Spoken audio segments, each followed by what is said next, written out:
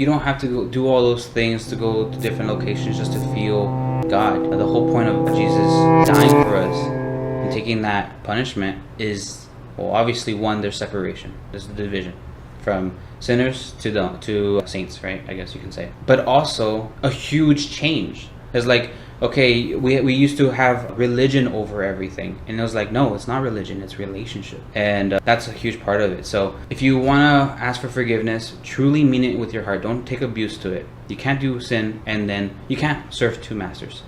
So you can't sin and then the next day be like, okay, no, Father, forgive me, and then the next day do it again and again. Like, you have to mean it with your heart. Yeah, another thing too is you're asking God for forgiveness, but you also have to ask forgiveness from the people you sinned against, right? So you have to go and you have to humble yourself, and that's so hard.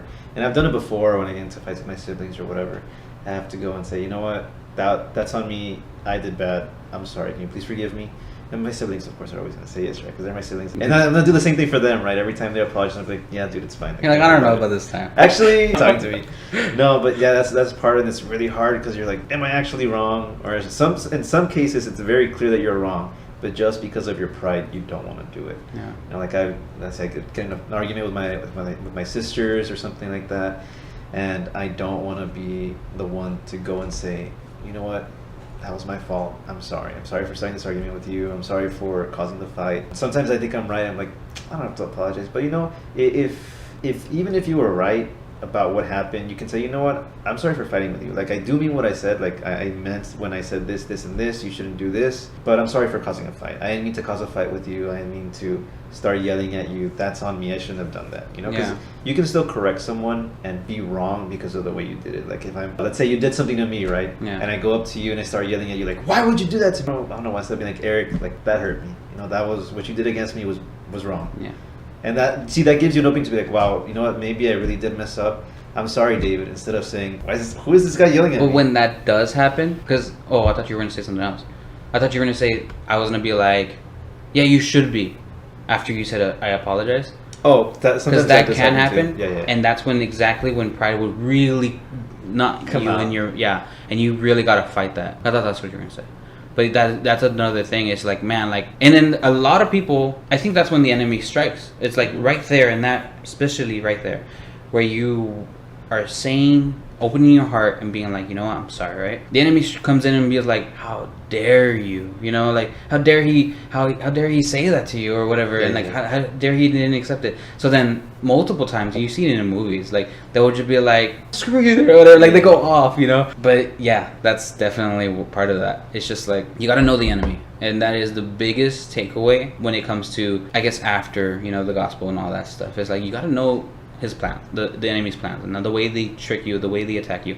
And it's the same thing. It's not like they're not huddled up and being like, all right, I got a new idea. No, it's like, it's the same thing. And you could even look at it for example, Abraham's situation where he wants a child and then the wife decides to force that happen. You know? Oh yeah, with Hagar? Yeah. Fast forward, you could see that same thing happen. It's like, bro, it's the same demon, bro. It's the same attack. It's like, get over it, you know? Mm-hmm. And so we fall into that because we get in our own mind and we start convincing ourselves, oh, maybe this is true, you know? And we're like, oh, God promised me this, but it's taking a while. So let me just take it into my hands. And it's just like, but that's definitely part of it, man. And I feel like forgiveness is a huge thing when it comes to going into the Bible and going into Christ and going into Jesus, because that's the first step to become cleansed. Is forgive. And I guess that's all I got right now. Well, I'll bring up a personal situation that I already talked to you about. I was reunited with this guy from high school. I hadn't spoken to him in a long time. We had this kind of big falling out. We were talking. He's like, yeah, I've been, you know. I just realized who you're talking about. We were talking about, he's like, oh, I'm a Christian. I've been a Christian, blah, blah, blah. I was just sick. And I was like, okay, that's fine. It's no big deal. Water under the bridge, you know? And we start talking about scripture, and we have differing opinions. But in my opinion, I felt like he took it too far. He started insulting me, and I honestly got pretty offended, you know. And I thinking back at it now, I probably shouldn't have reacted as badly as I did. Now, I didn't like curse him out or say or call him like an idiot or anything like that. But I was definitely really defensive when I don't think I should have been. Like, yeah, he called me a couple names. Yes, he called me dumb. But at the end of the day, first of all, the insults were that bad, and even if they were, I'm probably worse than anything he could have called me. That's what I think about now.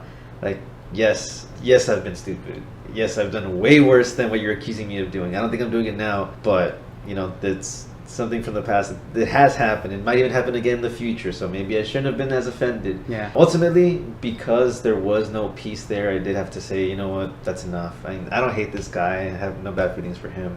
Hope the best for him. But, I do have to forgive him and get over myself, put my pride away and say, you know what, yes, he said those mean things about me that I didn't like, but he's still a brother. Yeah, I was about to say, if he really is a brother, then, I have to forgive him. And it's, even if he is being deceived, that does not change his root, because he's truly trying to get there, Right. And so you gotta be there for him.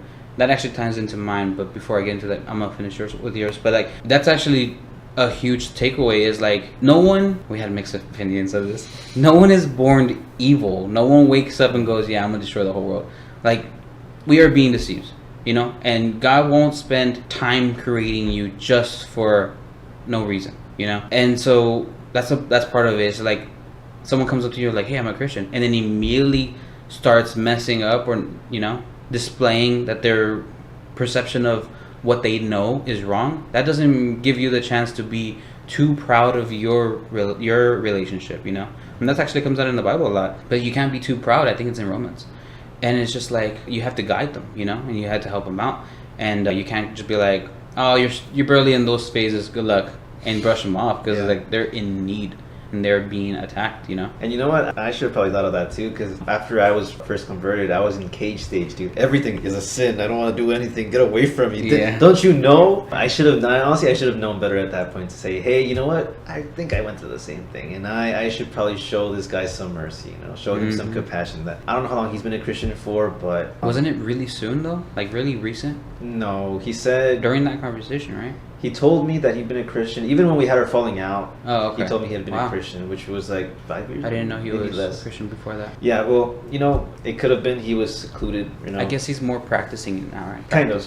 Yeah. But based off what he told me, I feel like and it's really important, like the issue that he's having is that he's not around any Christians very often. So I feel like he secluded himself, or I think, like, and this is all conjecture, maybe it's not the case anymore, but I feel like he secluded himself from everyone. Yes, he's reading the Bible, but he's doing this all by himself, and I think that's really bad for a Christian. You shouldn't do those things on your own. There's a reason why God wants us to go to church, right? So we can sharpen each other. Iron sharpens iron. Yeah. And also because we get to discuss these things and know, okay, this is my brother. I'm going to see him next weekend, or I'm going to see him during the week. Yeah. No, this isn't a guy I could just brush off and say, nah, dude, you're stupid. Like, yeah. And then actually that jumps into a point that comes out in the Bible. I don't know where, but you can help me out with this one. To judge righteously, not judge people. Right? Oh, yeah, judge righteously. Yeah. So it's like, well, I guess it maybe it is, but I just figured that out.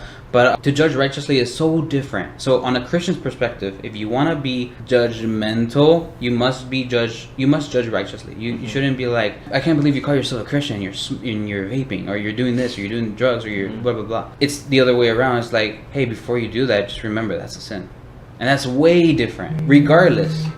Regardless, they're still gonna feel attacked.